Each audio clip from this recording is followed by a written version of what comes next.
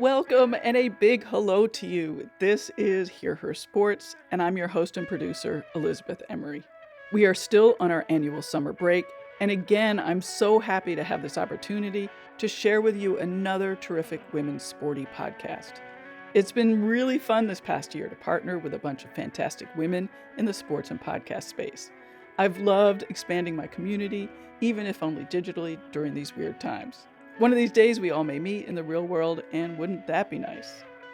This week I'm highlighting the podcast Keeping Track, co-hosted by track superstars and superwomen Molly Huddle, Alysia Montano, and Roisin McGettigan Dumas. The three of them gather together by phone and talk sports like old friends they are, and also interview other outstanding women in sport. Because of their background, they focus on women from the running and track and field worlds, but they don't stop there. They've talked to coaches, leaders in the running industry, business owners in the sport, and of course, athletes. Like all the podcasts I love, they offer a platform for women to share their stories more widely. What I love about Keeping Track is the rapport between the hosts, who are obviously friends. It feels like being part of an awesome best friends chat, and those chats are meaty. They address important issues in sport before they start the main interview. All of it is a great insider scoop on things. I picked this particular episode with Dililah Muhammad in part because of what an incredible decorated runner she is. 2021 Olympic silver medalist, 2019 world champion, 2017 world silver medalist, 2016 Olympic champion, 2013 world silver medalist. I also picked it because of her story of training and improving remarkably, her discussion of the mental component of running, and how outspoken she's been about racism and sexism in sport. The conversation between the hosts prior is terrific at giving context to the time that this was recorded, about a year ago, media representation, marketability, and sponsorship, and an often unheard athlete perspective on the Olympics. Find all the Keeping Track episodes with transcripts and show notes on the website keeping-track.com. Be sure to subscribe to the podcast on your favorite player so you know when every new episode drops. And now, please enjoy this Keeping Track episode with Dililah Muhammad.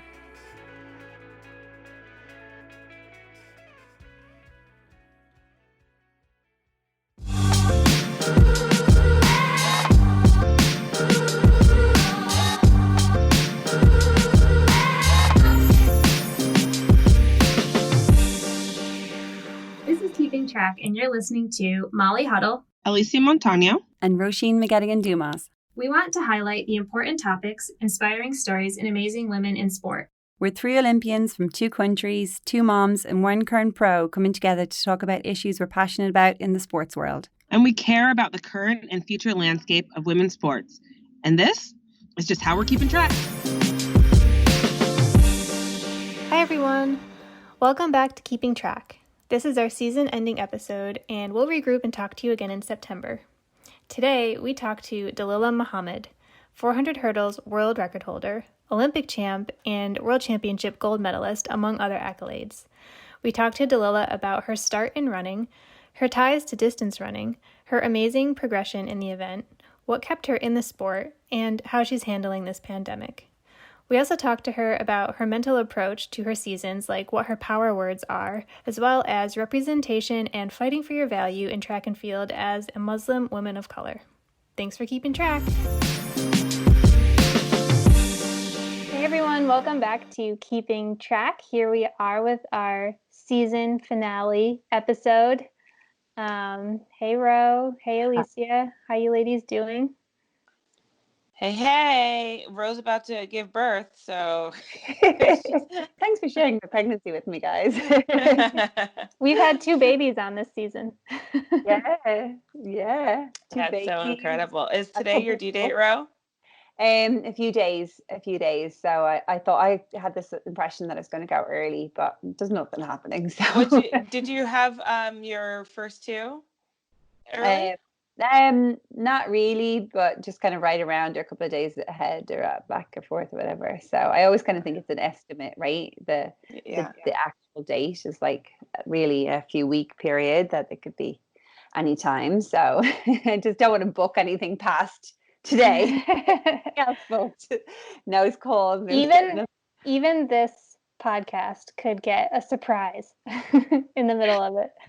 No, We you're don't like, know. I hope your baby doesn't come that quick. That would be My kid- very, very record no, breaking. that's not going to happen that fast, Molly. Oh, I that's wish. awesome. Well, it's kind of crazy that it is it's August. I think that that's just insane. It just feels like what happened.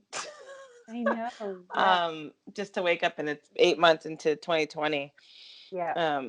And I have a almost 6-month-old, and you like didn't even let anybody know you're pregnant, and now you're a baby's due, and all of this has been within like the confines of everyone's homes, But more or less. that's You know, we it's just first kind of started crazy. the first episode, Alysia, you were kind of like, I'm pregnant. So you told us you started the train like the very first episode. I'm And then- not gonna say anything about anything else, but no, it you just know, we started with there's one individual. No, I'm kidding.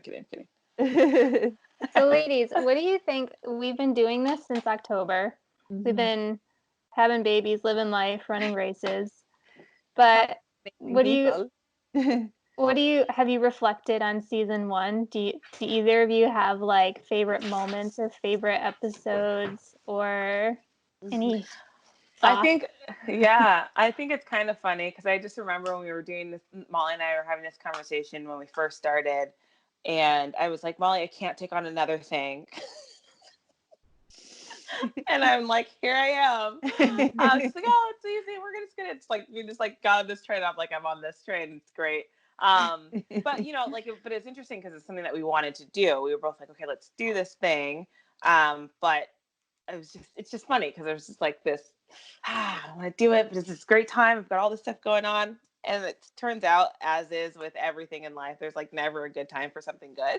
You can't really like plan things like that. And I'm just so happy that I don't know, kind of made room for it, even in the weirdest way that it happened. I feel like that's what's great about podcasts, though. Like, we aren't on TV. Like, we can kind of just be in our living room with some headphones and a computer, and it's a great outlet for whatever message or storytelling or like light shining we want to do. You can just kind of do it. So you can kind of wedge it into your life as you need to, a little bit. Yeah, I mean, the fact of the matter is there's topics that we could not let go any further, you know, like we would have missed all of these important conversations with all these incredible people as they were happening if we would have like been like, oh, it's not going to work this year. So yeah, you're so right. That's the good thing about podcasts. The thing that's funny is, you know, when we talk about reflecting on the season and, you know, we're like, oh, how do we make our sound quality better with it morphing into our lives this way? It's not like we can actually do anything different besides have headphones and a computer. Never got any better. Sorry like, guys. We want to bring you guys, we want to bring you guys conversations that matter and that we think, you know, everybody needs to hear. And a lot of that is I just finished a run. I just gave birth. I'm about to give birth. I just wrote a book. I'm hosting a local race, and I'm putting my headphones on really quick to talk to you guys. So I don't know. We'll see. If only we were professional podcasters. Yeah, we will work on that. But I think it's amazing that like we, you know, started with Nia Ali, world champion. We are finishing with Dililah Muhammad, world champion. Like, I'm, as a sports fan, like as a track nerd, I am just like so excited about these conversations. And yet there's like so much more than just the, you know, oh, who ran fastest? You know, there's like so much depth to everyone's story.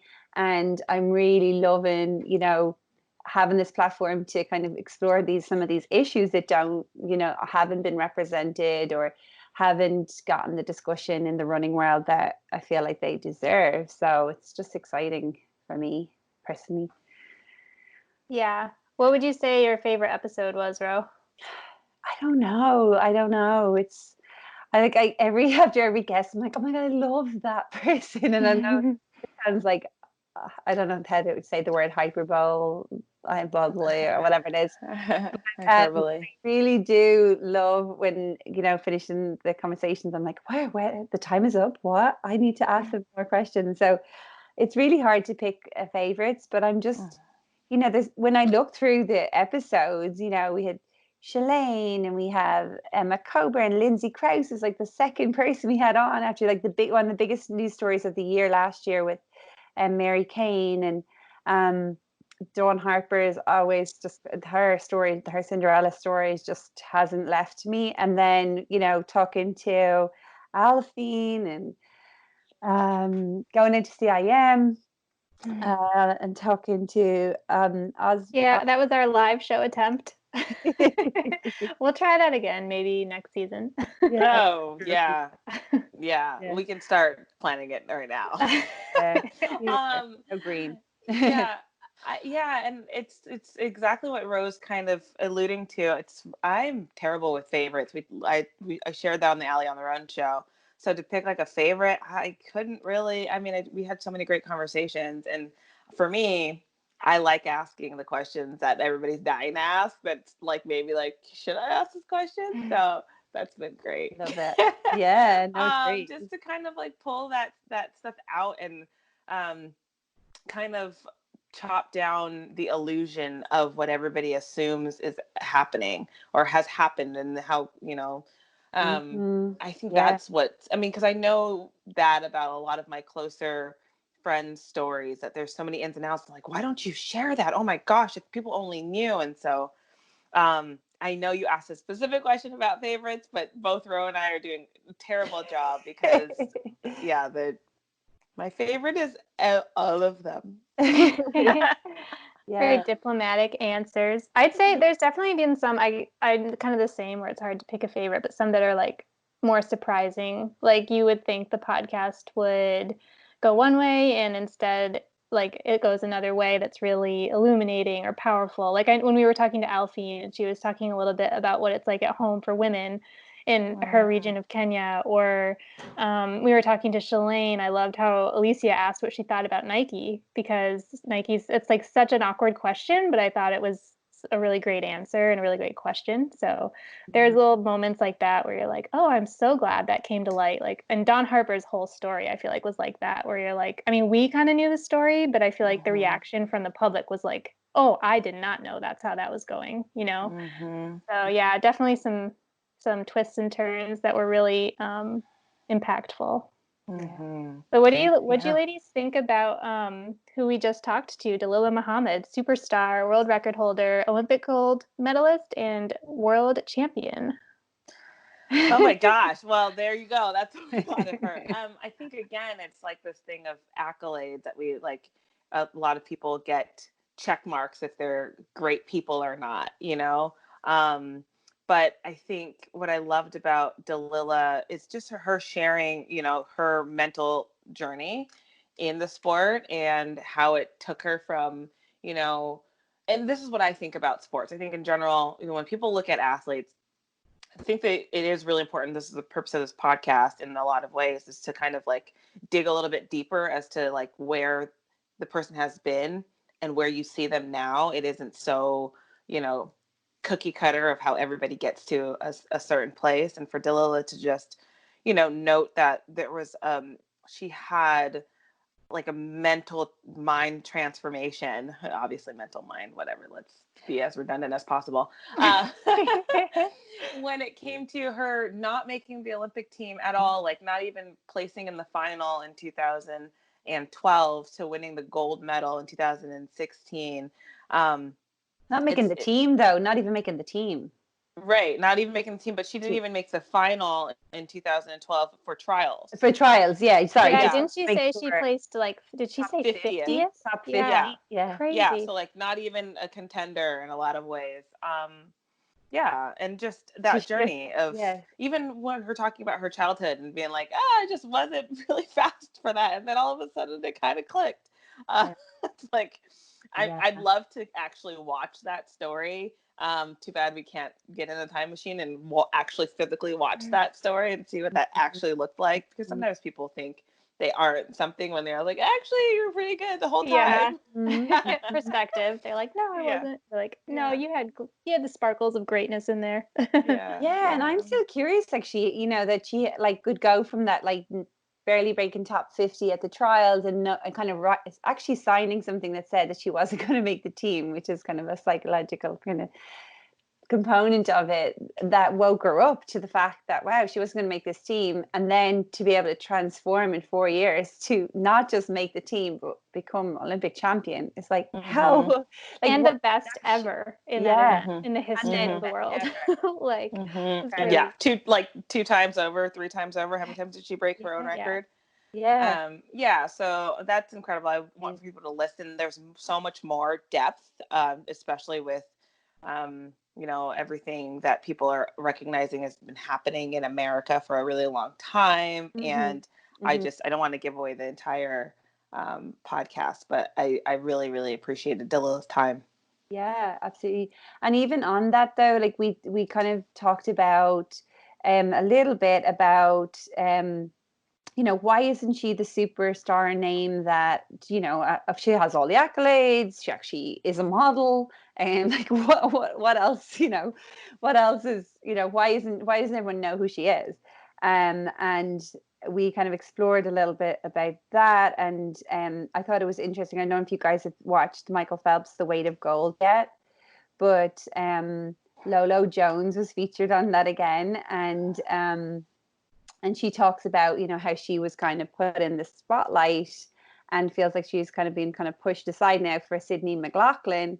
So these things that, we kind of beat around a little bit on the podcast, talking to Dawn or talking to Dalilah, they're actually really real and like very tangible. And like Lolo has benefited in some way. Like there is another factor that we kind of all see, but it's hard to articulate how it happens, why she's not getting the spotlight. So I think it was interesting for me to see Lolo kind of admit to that. What did you think of that, Molly? Yeah, I watched it too. She was very blunt with it, and it was interesting because, like we said, Lolo benefits from that too. But it's not even to do with the athlete. Like I would never hold it against the athlete who's getting held up. It's like we said, it's the system. It's the way that marketing is done around sports, around our Olympians. America. Yeah, it's the way NBC picks like 4 people and they're your Olympians for 20 years and they don't talk to anyone else. It's like, okay, Bodie Miller again, love the guy, but like, can we please talk to Dalilah? So so that's kind of what we were trying to like bring to light. Yeah. And I haven't finished The Weight of Gold because 3 kids. But we've started it just to kind of insert myself in this conversation. It's a great topic. It's a really topic. No, and totally. Yeah. I mean, I'm totally interested because I think, again, you guys watched the entire thing, but I just think this identity, and this is again when I say this all the time. I say I don't identify as one thing because I've seen the weight that people have tried to walk away from after they've made everything about them being a runner. They've made everything about them being whatever they are, some sort of, and that's terrifying to me. Well, and in our even sport, you're rewarded for that too. That's part of what gets you better. And then you hit a point where you're like, oh no, like when the kind of required. Yeah, it's kind of required. Yeah. Right. But even just like from a cultural standpoint, in running culture, everybody, does applaud you for just being like, oh, your clock, your time, you do all these weird runner things. That's all you do, right? And I've just always been like, I am running so far away from that because it's kind of like a deadly combo. Who are you after this? And then you search for a really long time. Nothing else that you've added to your plate would equate to anything that is happiness for you unless you are able to be this person pursuing an Olympic team or gold. But even that happens to me all the time in this state. It's like, it feels like nobody cared for like the last 2 years to have any other conversation with me besides if I was going to go for another Olympic team. And it does sear in a way. It's like, I'm actually working on these other really cool things I really do like. That doesn't mean that could never happen, but it's just, again, I don't think people recognize how heavy that weight is when you keep only caring about that thing for that person. And where do they go after that when you don't care about anything else you never have? I did that with Lou's family. They would always be like, oh, did you run here? Or like some sort of, I have to do that voice. It's just like, like, and it's just, is an internal eye roll, and you're like, huh? And then there's sometimes where you're like, actually, I did. Because I do that. But my point Stereotype is, true. yeah, I had to get to a point where I could share with them, like, hey guys, we're family. I want to be able to talk to you about so many other things. And a lot of times when I come back to my family, this is like a place first, like to be a safe haven where I don't want to feel the pressure and the weight of what everybody expects for my running that I already love doing to do for them. Yeah. So it's the shadow side of this kind of like tunnel vision, like riding this wave of like an Olympic dream or like anything like that. People are like, oh, great. And you feel good kind of going towards that energetically, like riding that out.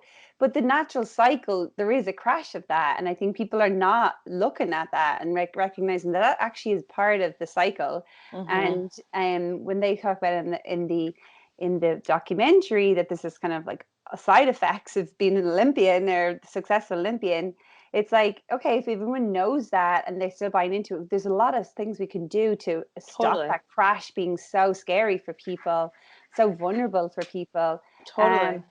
And, you know, we just kind of have to call that out a bit more. Like, it's not just riding it one way. There is a kind of decline.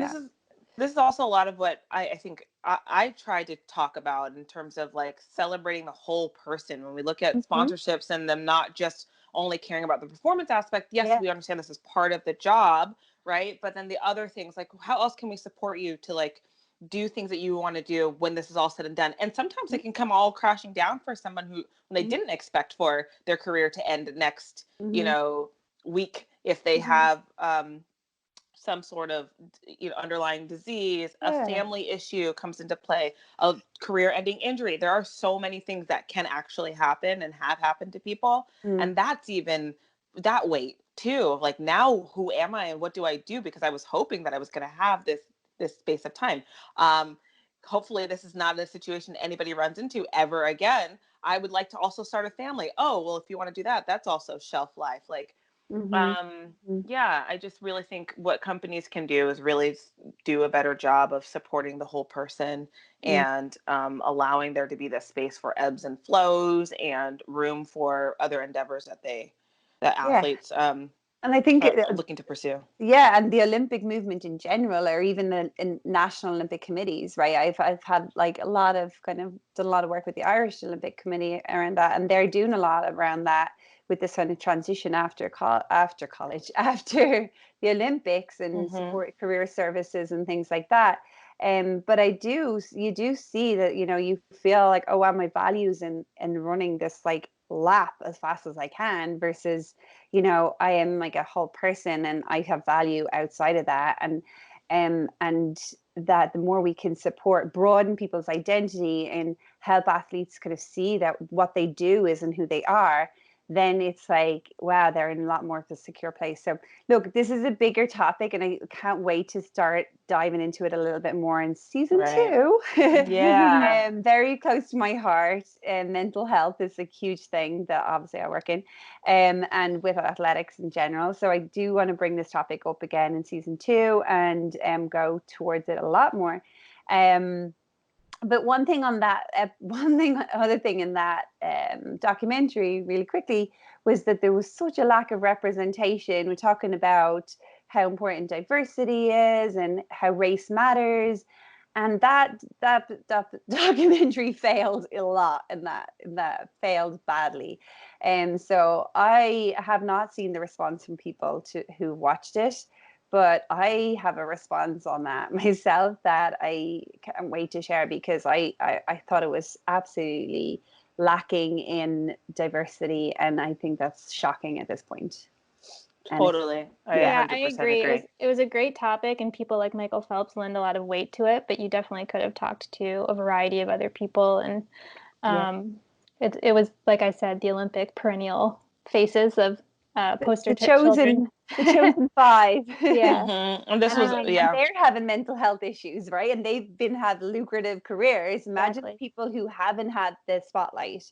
Or people who have had medals stolen from them, you know. That's a whole other side to it.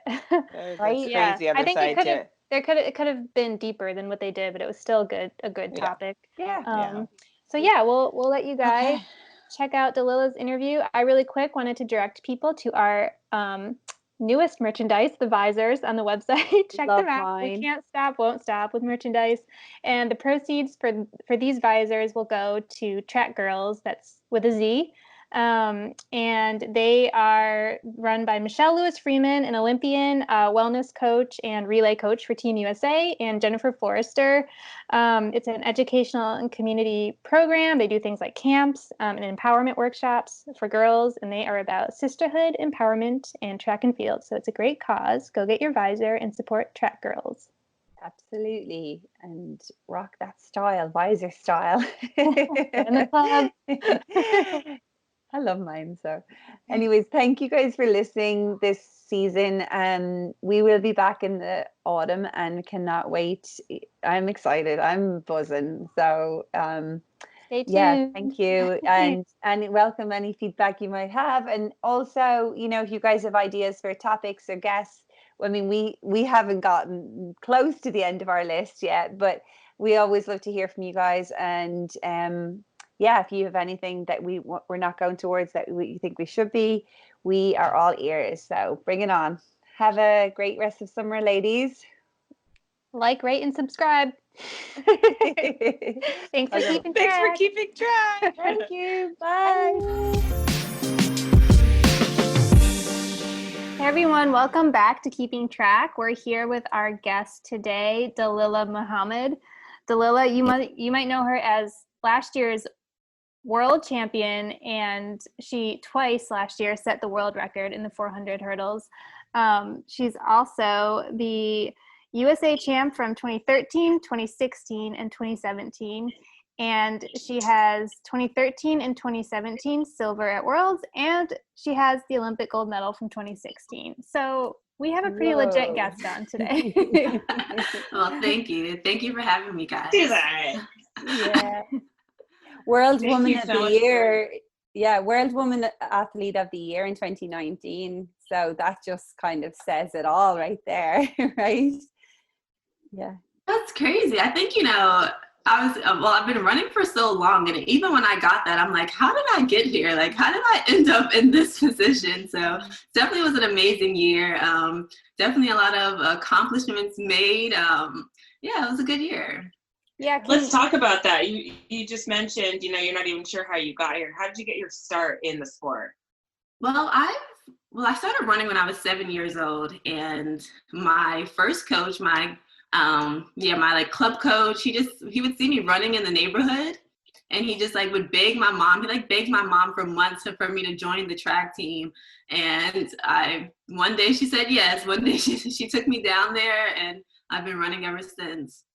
So what were you training for when you were running when you were younger? Were you just doing it for fun? Yeah, I was just doing it for fun. I just loved running. I loved racing. I was, just street races in the neighborhood where all the boys would win, until I joined the track team, and then I was in last place. But because when I was younger, I did distance. So he kind of thought, I wasn't fast enough to kind of be a sprinter. So I did cross country, 15, 800, but really more 15 runner. Wow, I did not know that. Yeah. So, when did you find your crossover from distance to sprints? And what was the first sprint that you ended up doing? I remember one year, honestly, I just got a lot faster. That's literally what happened. I was slow, and then one year it just clicked for me, and all of a sudden I can sprint. And I did the 100 and 200 at JOs. I made it to the JOs and the 1 and 2. I think I got 8th place though, so I made it to the final, but I got 8th in both of those races. But I think I was about 12 years old, maybe 13. And I just never did distance again after that. Where did you grow up? I grew up in Queens, New York. Okay. Oh, Queens, baby. Flushing Hospital, that's where I was born. Oh, I didn't know that. Yeah. I don't get to claim it as hard because I, moved before grade school. So got it. I didn't know that. I think that's so interesting. Yourself and Nia Ali both kind of ran good distance times when you were kids. You guys are obviously you could do any event. Yeah, so Nia, I always knew her actually growing up. We never don't think we were ever like really friends or really met, but I definitely always knew of her because she was like a little bit older than me, and I definitely just watched her like, you know, at Colgate games and at the Armory. So I think she didn't even really remember me, but when we got to USC, but I remembered her. For everyone that's wondering, JO's is Junior Olympics, by the way. So what are the qualification standards for Junior Olympics? Do you remember? Man, I do not. I think you just have to like maybe place in your region. Like maybe it's like a top 3 thing in your region. And then you can qualify. It could be even, I don't even know though. It's something regionals, and then you can go to Junior Olympics. Don't quite remember. Yeah, that's when your parents just like bus you around everywhere. So you're like, yeah, I guess we're doing this. It was such a good time though, just taking those long bus rides. I remember we took one from New York to South Carolina, even North Dakota. Like we were traveling all over the place. That's so fun. That's so Be awesome. part of it. What was the name of your track club there? Novus Track Club, and they're still running. They still have like really good athletes, actually. Okay. Does your family still live in that area? Are you? They do. Oh, okay, so you can go back there and stuff. Yeah, I'm actually planning on going back maybe in a couple of days. So I haven't been home during this whole COVID situation. So I'm gonna get a chance to kind of go back and see them. Yeah. How is training going right now? Like, what approach have you been taking? Because I know when we messaged you, you said you might be doing a meet, and then you weren't doing a meet. So, like, how are things going? What's your strategy? Well, we've been playing it by ear. I think in the very beginning, we were very uncertain and didn't know. And my coach was like, you know what, we got to stay fit. We got to stay fit. And so we were working out hard, but unfortunately, we weren't able to get on a track. So, and for us, running on the grass is very, very different. Obviously, you can't hurdle on the grass. So we were kind of having an extremely extended fall training, I guess you can call it, just running on the grass. And we did that for months, actually. And then finally, maybe like 2 weeks, 2 weeks ago, we finally got on the track. Wow, that's it. Oh my God. So, and at that point, we pretty much were kind of decided at that point. They already had the decision to, like, many of the meets were canceled. So we just made the decision to kind of end our season. So I did do a couple of meets, but a training session down in Dallas, Texas last week. And now I'm done. Oh. So I'm going to take this month off and then get ready start preparing for next year. Right. Yes. Oh my gosh. Tokyo 2021. Who would have ever thought that was going to be what we were saying now, right? I know. There are a couple of things I wanted to just like really talk to you about. I think mindset is a really big thing. Especially speaking about the coronavirus and this huge curveball you had where you've got to now pivot something that you've been training for that already takes a lot of mind like melting. It takes a lot of energy from the mental capacity and mental side of things. How have you been able to just manage all of the mental side of your training, and then that pivot from the goal being now to now moving from a year before that? And then also, can you talk a little bit about your history from the mental side of things and how you got to be a world champion, an Olympic champion, and all of that, and how it plays into now? Yes, I can. A very, very extended question now. Where do I begin? But I think for me, I definitely started to realize that track was so mental. And I think we say that all professional athletes, but I don't think people really even grasp how mental running really is. And I'm always the type of athlete that thinks it's so much more mental than physical. And if you can conquer that mental, then the physical will follow. And so I think for me, I've always kind of had that mindset. Well, not always, but as I progressed as a professional athlete, I started to really reel that in and take advantage of just being like mentally strong and really practicing on being mentally fit. And I think ways that I would do that is just try to always turn something that was possibly negative into a positive, or just look at the brighter side of it and really focus on the things that I could kind of change and handle and leave the rest alone. And so I've been practicing that for a while now. So, but even so, when this whole COVID situation hit, it was really tough. I think all of us in my training group, were feeling really unmotivated to train. just having that uncertainty. We never have been in this situation before. I don't think anyone knew how to handle it. So it was really, really tough to just kind of getting that mindset. And initially, I think the best thing I can do is just show up every day. And I was just like, you know what?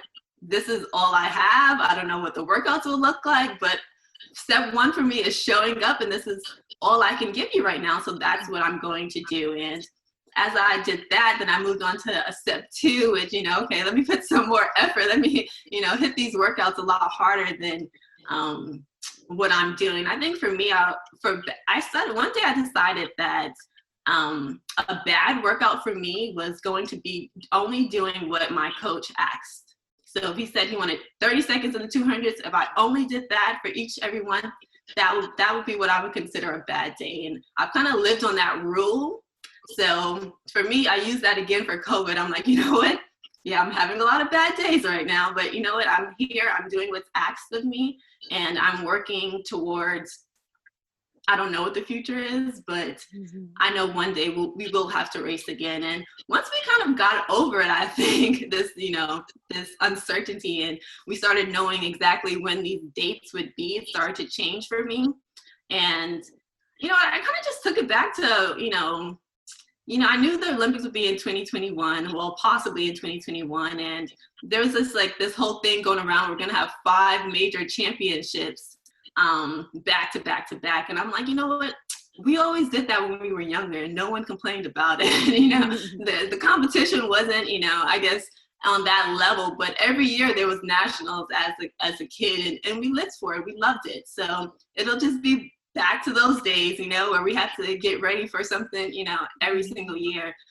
I imagine for the rest of my career, unless I run over 5 years, which I don't really see happening. But so yeah, I've just been kind of changing it into like a more positive outlook on it, and just kind of enjoying it.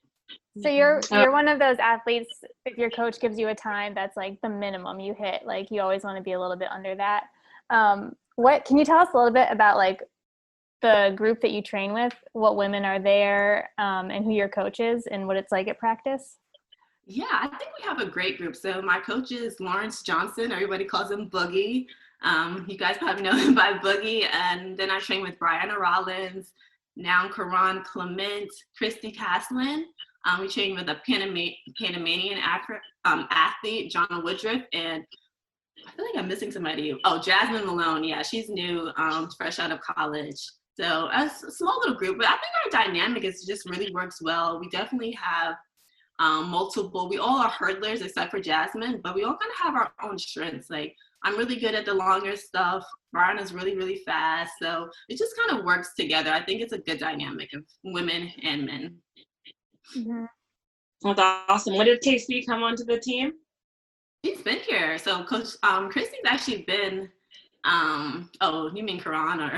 Karan, yeah. Oh, yeah. No, we call Christy Casey, but I'm like, right. I hear people say Karan Clement, and I'm like, oh, you mean that Casey? Oh, that one.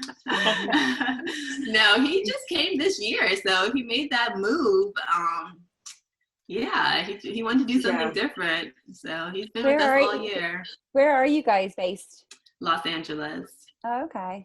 I like how in the Sports Illustrated article, a really good article that was written about you last year, they talked a little bit about your strength workouts. And I feel like it's interesting for the distance runners to read that, because you'll do like 12 by 400 and 70, or you'll do like a mile time trial in 5 minutes. And we're like, we know what that means. And we're like, dang, that's really good. Like you could run the 800. Yeah.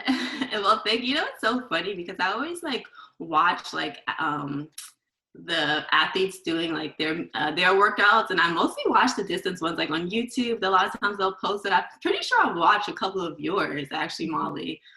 Just like your workouts, and I'm always like so fascinated. I'm like, how are they able to hit these times like so much? And I'm like, so that's really where I draw my inspiration from to do these workouts. We could do 400s together. That's about it. And I think I watched you do like maybe mile repeats, and I'm like, how is she hitting these times? But even you, Alysia. So I'm like, I'm always like so impressed by that. So I definitely try to incorporate that into my training, and just for inspiration. And I'm like, maybe one day I'll get to a little actually faster mile, but we'll see. I'd love to see you do. Have you done an 800, like a proper 800? Not in a race. Not in a race in a really long time.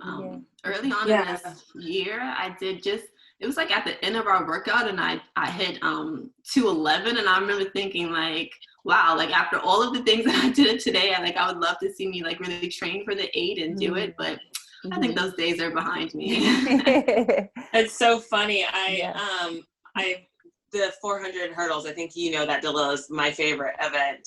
I love it too. I was like, the two. 2015, or I don't remember what year it was, when I was down in LA, and I had an opportunity to kind of train a little bit with not like under the same coaching, but on the same track with Dalilah and Lashinda. That was good times.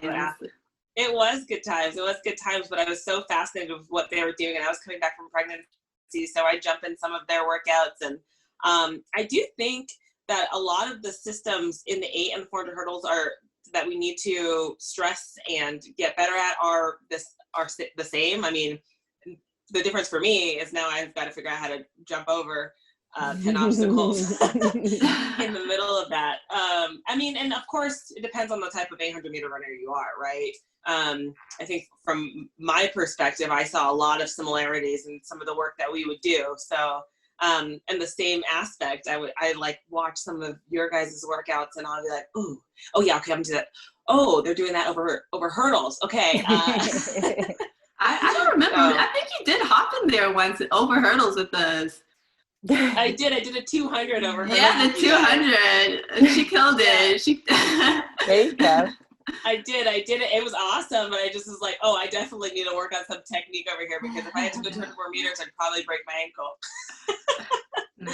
But anyway. Dalilah, how fast are you in the flat stuff? Like, what's your fastest 400 non-hurdles? Like, 50.6 is actually my fastest. Oh, wow. I ran that last year, so that was like my only 4 run, really. Wow. Okay. So and then on the relay, but I don't think that really counts.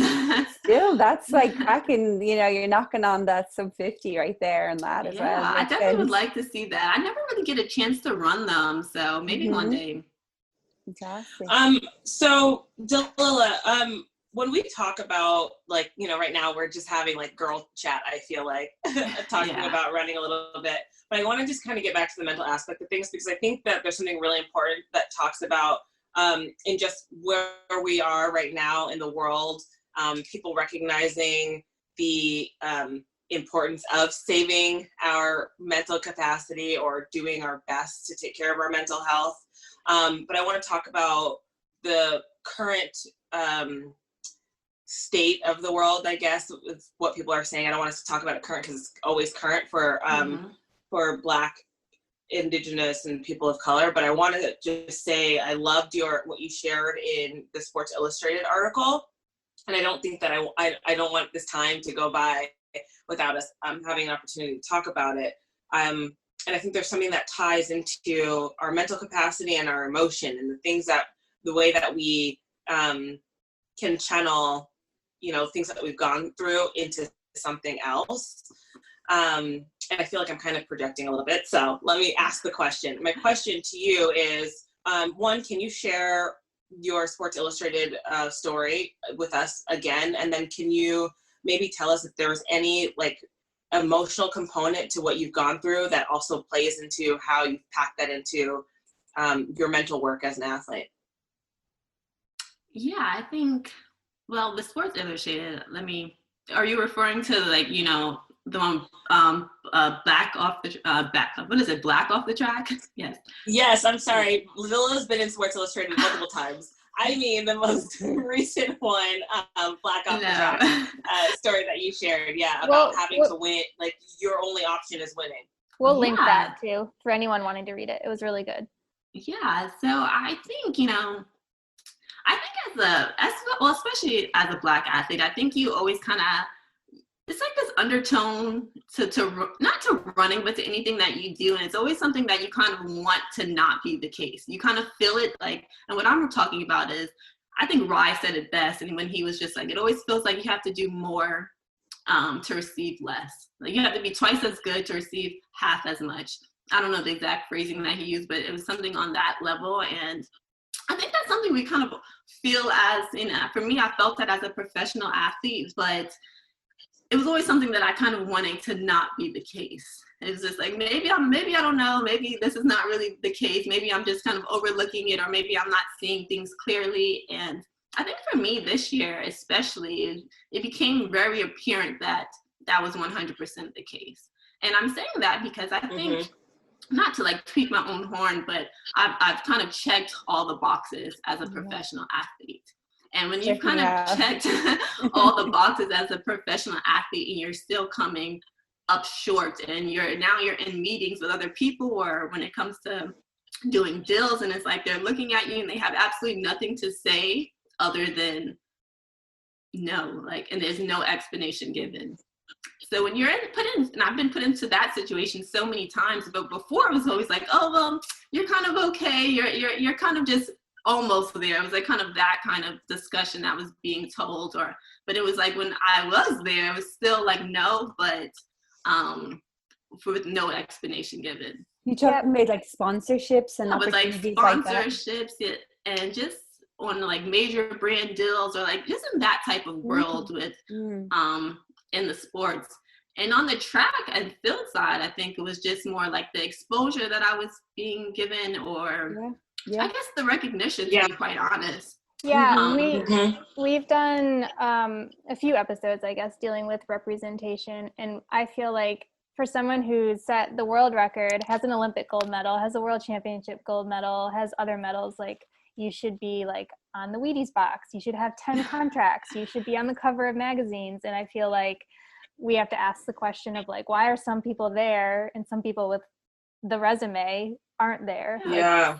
So a lot of it, I think, just in track and field in general, I think as you age in the sport, you're actually not very protected at all, no matter what your race is. And that's certainly an issue that needs to be changed, and it needs to be addressed. We shouldn't see patriarchy. Yeah, absolutely. So that is another issue. But, and I think so for me, that sense of this not having that exposure that a lot of people thought that I was deserving of, it just became more apparent to me of the racial aspect of it. And so, and then the story that I told in Sports Illustrated was, about a moment before my finals, and I haven't said his name up until here, so I guess I'll just keep it that way. But he's just like, he says to me, someone that I'm very close to, says to me that, you have to win this. And it was just kind of like put into like, perspective, all the fears that I already felt, being like, you're validated in feeling the way that you feel. And it just bothered me truly, because I think, we all just kind of accepted, and it wasn't a lot. And I'm thinking I think people want to fight it. I think a lot of people just don't know how. We all have our own reasons as to why, our personal reasons as to why we may stay silent and about these issues. And that moment for me is like, I wanted that person to fight for me too. But at the same time, I know he has his own reasons as to why he can't, and he just has to follow these rules that are given to him. And that's literally the end of it. And it just was one of those moments. Well, one, you don't want to hear that before you're about to run a final. It's actually quite threatening to hear, right? It's like do or die kind of thing. And a lot of people actually crumble under that pressure, but like thankfully you right. Yeah, and I think what you're describing, what I'm hearing is it's like a fight or flight, right? Yes. In most instances, if somebody throws something like that at you right before you're racing a very important race that is do or die, it is something that ultimately can crush your spirit. It's something that can pull the energy out of your body. Yeah. But in your life instance, it is truly do or die. It is like by way of, the means of your upward mobility, of what you're going to be able to afford should you win or lose this race. And I think something I'm going to just say, and you can correct me if I'm wrong, Dalilah, I think one of the hard things about being a Black athlete is, again, people suspecting you're pulling a race card for certain reasons, or not getting what you deserve. Dalilah, you are facing racial injustice as a Black athlete. You are facing colorism as a dark Black athlete. You are facing ageism as an athlete that is not freshly out of college. Do you mind if I ask Say how my old age? exactly No, you are? of course. Yeah. I'm 30. Yeah. So now you're on the up. You're not the 20s, which ultimately for our men, it's like, woo, we can celebrate them until they are 40 and beyond, But for our women, the patriarchy that is up against us is so much validated by the way that we look and what presents as marketable on, again, we talked about this in our Runner's World article, marketable by whom wants to have us pasted on their wall. And that's just disgusting. That's just what we are facing so terribly in women's sports, and it trickles down. And the more layers you add to it, the worse off you are, regardless of your performance and how amazingly beautiful you are in your skin. It's this patriarchal American idea of marketability on a woman.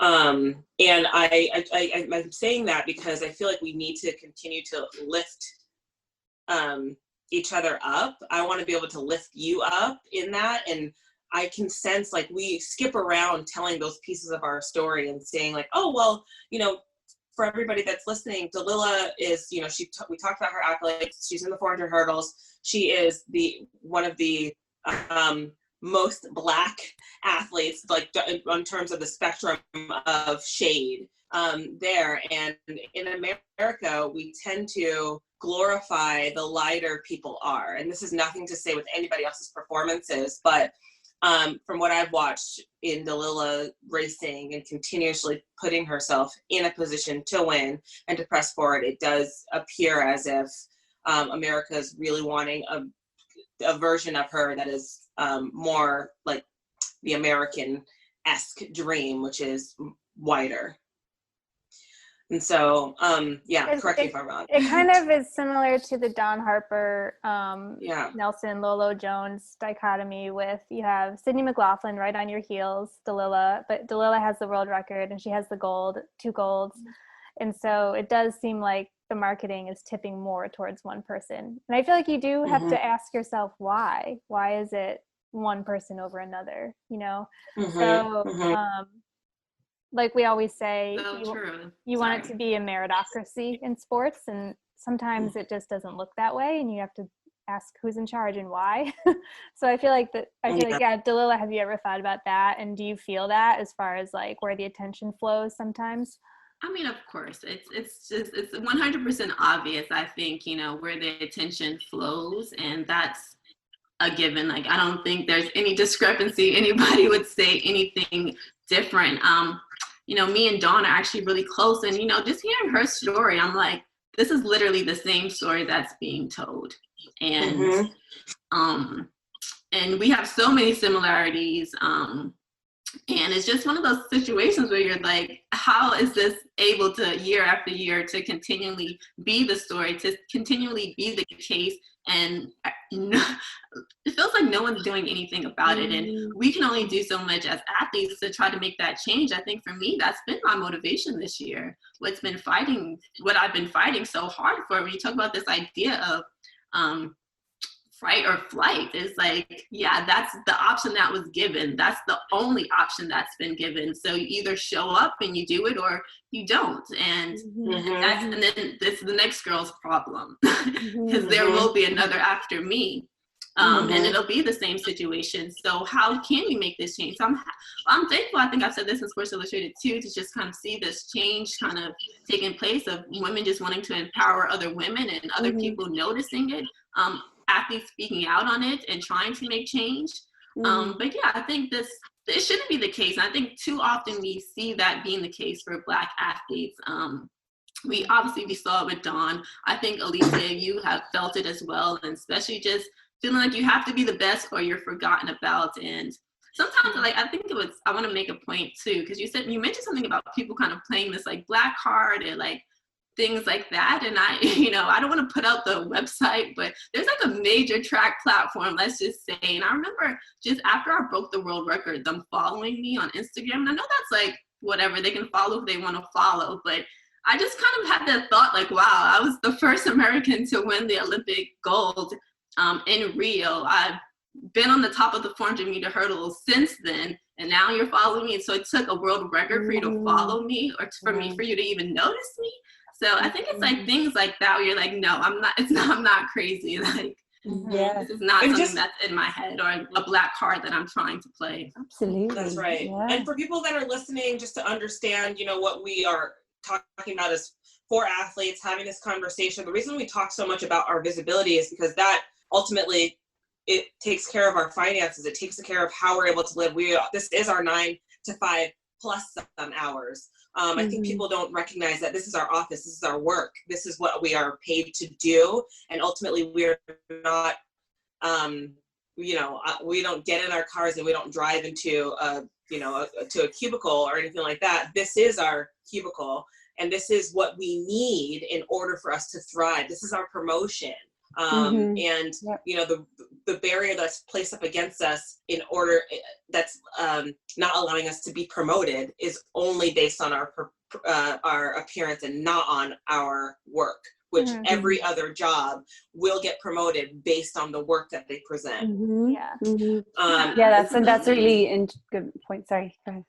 No, I was just going to say, yeah, absolutely. It's like, I always see people like, oh, well, women can get promoted on other things. And it's like, yes, this is true. But when you should also, like, being at the top of your sport should be like a no-brainer. It's like, how would you feel being at the top of your job and being told, like, for number one, you make a lot less than the person that's, spots down from you. Like, so it's just, it's crazy. Well, not to mention who's watching too. Like, you're a representative, like at the very top of, being a Black woman, a Black athlete. You're also a Muslim woman and a Muslim athlete. And for people to see that, like, it's important for other people like you to see that and see your success and be encouraged by it, because you don't see it. I mean, I know you don't want to like lead with that, but it is a part of you as an athlete. And you don't see a lot of, I feel like, Muslim athletes at your level, certainly. And so it's important to put you more in the forefront, I feel like.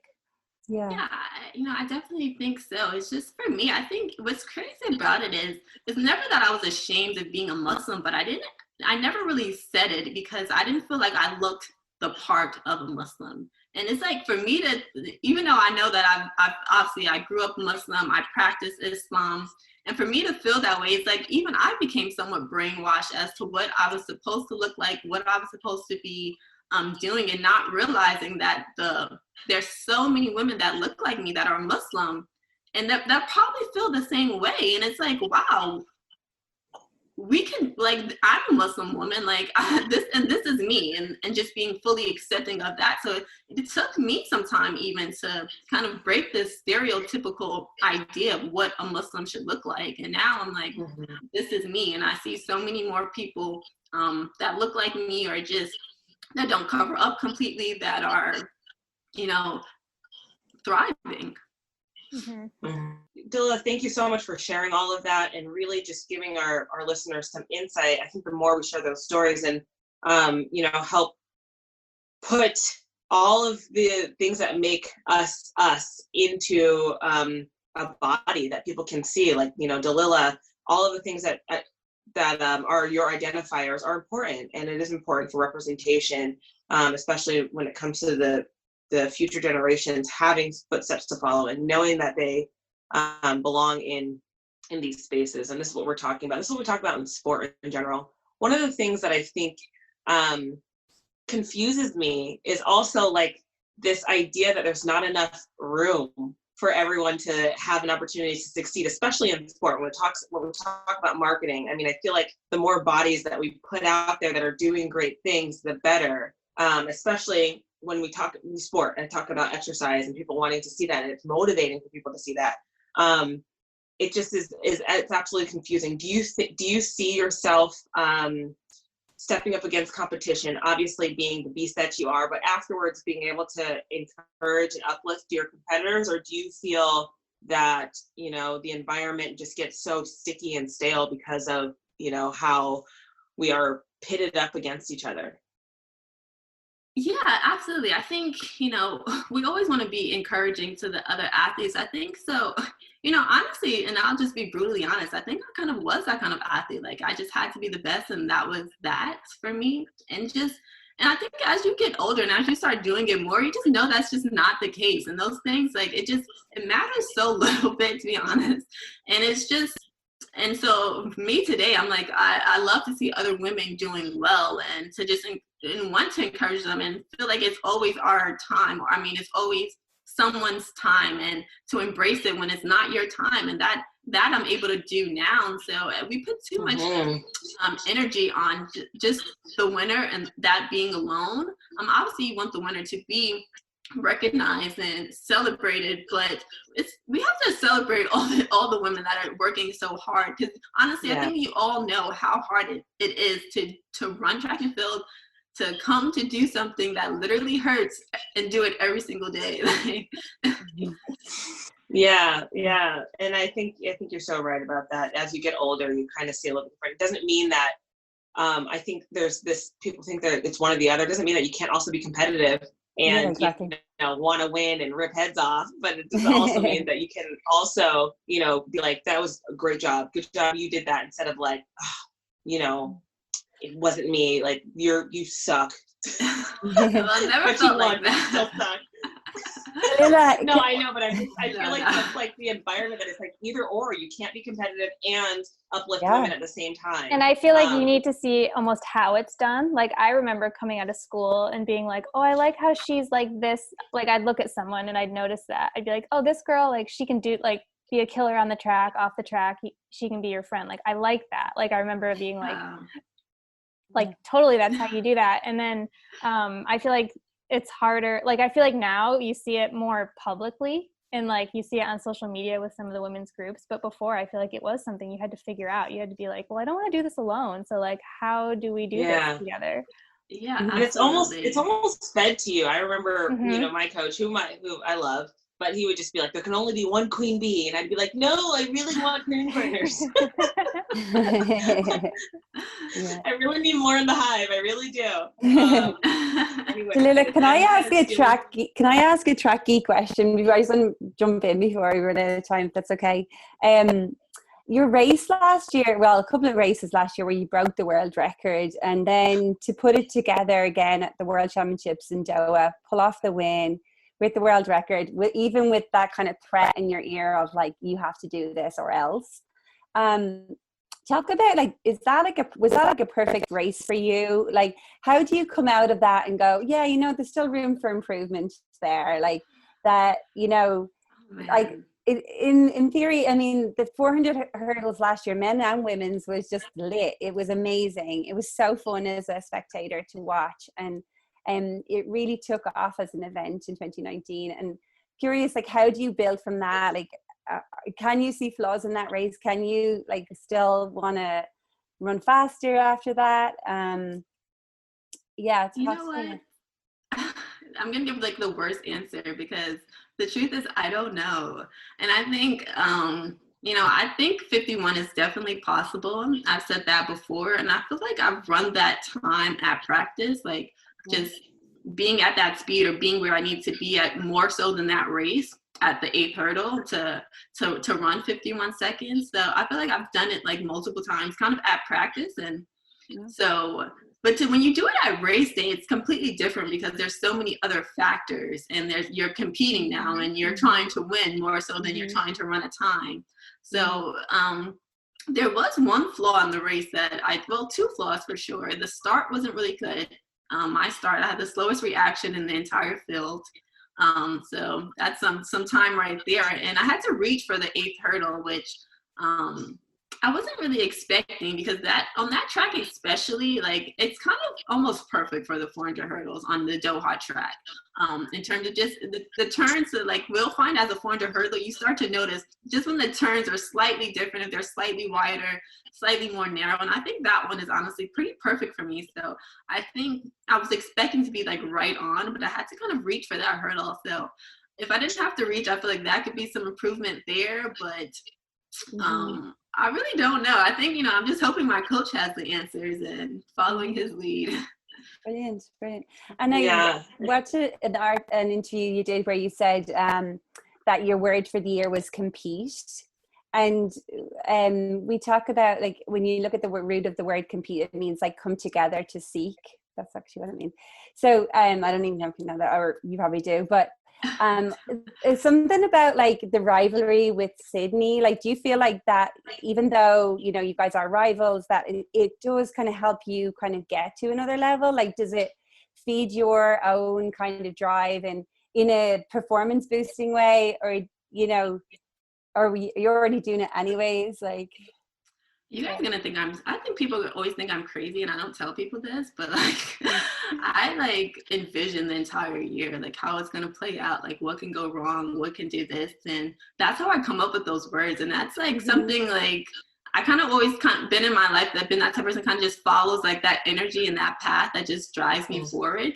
And for me, this is really crazy, but I had the vision of both of us coming over the 10th hurdle at pretty much the same time. And it was just like, you have to, and that's where that thought that of compete came from. It's just like, compete to the very end, to the line. Like, don't give up. You're going to have to fight to the finish line. So, and that just meant so much on a crazier level than I even thought possible. Because, I was just thinking about the race, but it literally played out that way the entire year on so many different aspects, like we were talking about, even racial aspects. And it was just like this idea of never giving up and finishing fully, and seeing something through. So that's what I meant that's where that word came from. And that's kind of how I do it every year. I kind of think about it. And a lot of times it's kind of crazy enough, like these visions kind of come true. But, it's just on a grander level than I even knew. Yeah, that was that's amazing. So incredible. Okay, I need you to read my palm after this. I like tell my sister. I'm wondering also, just like, I like tell my sister, I'm like, I can see the future. Like, people don't believe me, but she's the only one that believes me. Okay, I'm gonna call you after this. I'm calling you. I need to know some things. I'm trying to figure out what I'm doing. You're talking about this word. I'm supposed to ask you one more question, but I actually have two. I'm gonna do it fast. Your word in 2016. What I saw was you literally attacked every single hurdle in 2016. What was your word then? Man, it actually was something on that line. Oh, man, I don't remember. It was something on that line. You killed it. You were literally like, and became Olympic. Oh, actually, no, it wasn't. You know what my word was? And this is crazy, but my word for 2016 was yes. Yeah, like anything that worked for track and field, even if I agree with it or not, I was going to say yes. And that's literally, that was my word. My word was yes. Like, you want me to do this? Yes. You want me to come move this crazy? Like, yes. That was my answer, was yes. For track and field only. Okay. For track and field only. I can see that in that attacking those hurdles. Just every last one of those was literally just an attack. If you guys go back and watch that 2016 race with Dalilah in the women's 400 hurdles, she literally said yes to every last one of those hurdles coming up again. Yeah, we should post all your races. Because just really quick, like that year, like I went through like so many coaches. It was just like, if it wasn't working, it was no, and if it was working, yes. So it was just like a crazy year to come off of 2 bad years in track and field since, and then to win an Olympic gold. And that just sounds like a dream come true, to be Olympic champion, world record holder. Like, the expectation would be that, like, you're set, you're like a legend now, like you are anyways. But I'm just like, you know what, the reality when I hear you're like, oh, and I'm still getting no from contracts and sponsorship opportunities, it's just like, that can't be the reality. And are you saying that even after all of that, it is still a reality that, you're not getting the platform and the visibility that like anyone should have with your success? I think, it definitely is turning around. I think more people are taking notice and more people are wanting to make change, which I definitely do notice. I think, it's not quite where it needs to be by any means. So It's still definitely a fight that needs to take place. But I will say that I do see things somewhat coming around. I just hope it continues for generations after me. Like, I don't want to just say, even if you do say yes to me, I think real changes need to be made going forward. It can't just say yes to you and then the next time it's the same situation. Like, so until we see that change being happening, I remember Kendall Ellis, I just saw something of her talking about how difficult it was for her to get a contract. 400-meter runner, number one. I think she has the collegiate record, maybe indoor record, and it'd be difficult for her to get a contract. Like, that's ridiculous. So yeah, we need to see those true changes being made systematically. I 100% agree with you. Yeah. Totally. So I'm gonna ask you just two more questions, I swear. We love doing this like rapid at the end. No, I have a few I'll call you more. after. Was everything that we've talked about today, and in our previous podcast, we've obviously noted the problems of appearance not being able to, or the problem of appearance being how women are able to be marketed and how we're able to make money, which is ridiculous. But one of the things I kind of want to ask you is, does this make you think at all about other things that you'd like to also be doing, that you also want to share during your career, that you can basically create a platform for people to look at now as you transition off the track, when that does happen, because that is something that will happen, whether it happens in 4 years, 8 years, 10 years, it is something that will happen. And what are those interests that you have?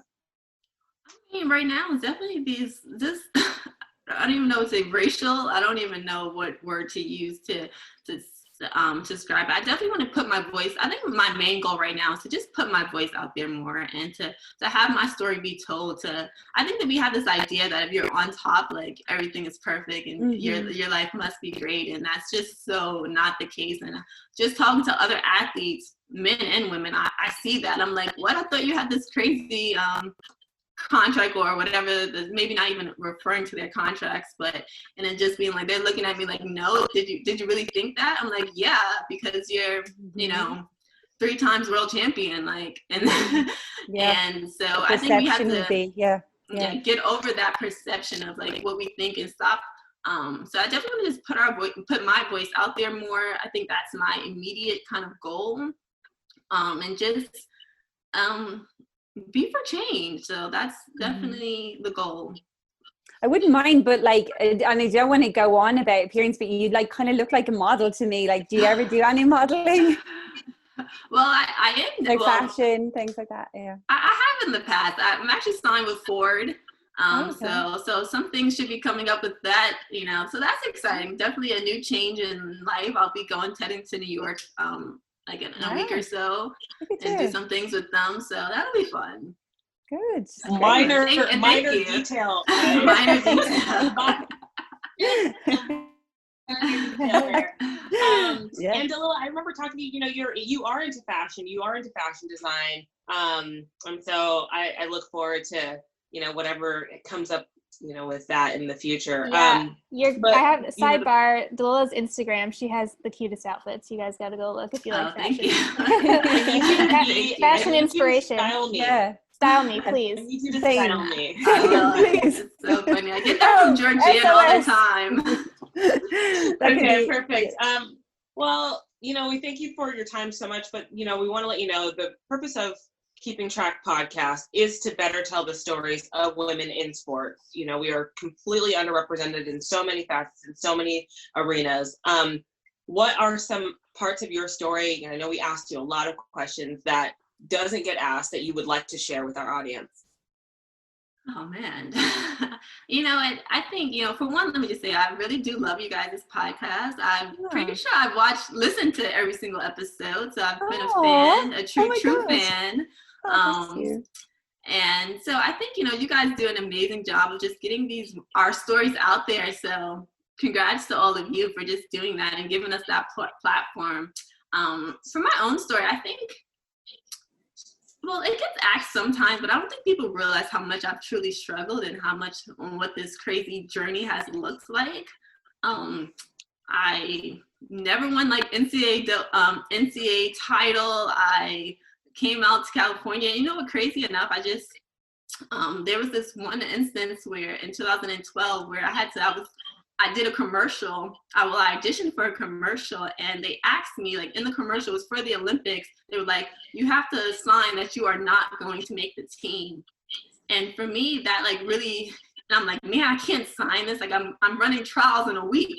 And I was like, you know what, you're not going to make it. Like, but it kind of just put things into perspective of me not reaching my goals. And that really changed my outlook on life, my mental health, and just me really focusing on track and just making those necessary changes. And crazy enough, I got the commercial, and that really jump-started my professional career because I had a little change in the pocket to be able to afford to live in California.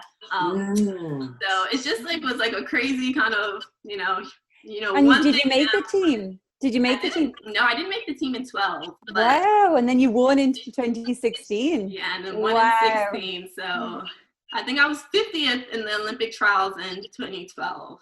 Wow. Or something crazy like that. And then first. So it was just like a crazy turning of events that I don't think my true story kind of gets out there as much as they kind of glorify, which I love that they glorify the accomplishments, but it's been a long, long journey. I don't know, what was it like, you talk about your mental approach to like 2012 or like kind of knowing, okay, where I'm at, and then being able to like grow so much in 4 years that you're able to take the Olympic title, not just like make the team and be like, oh, I had to learn how to do this, and like you actually took it and like took the win as well.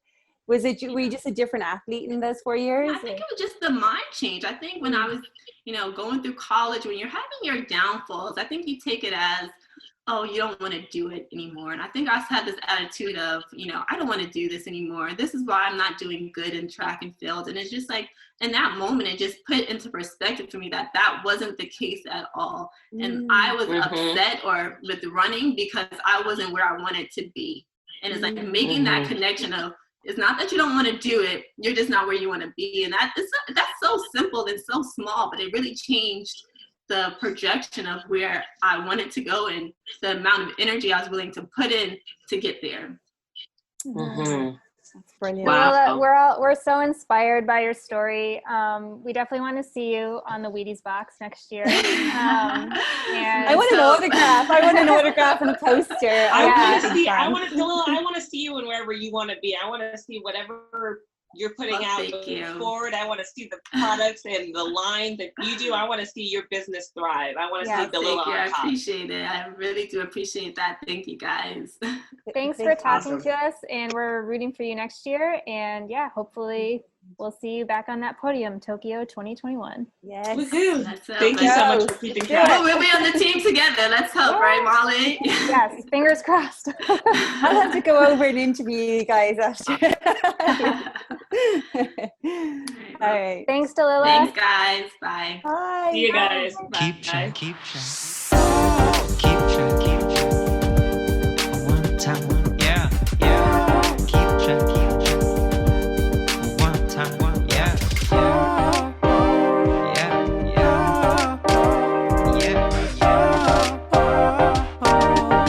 track. You already know what keep track. Keep track. One time. Yeah. Keep track. One time. Yeah.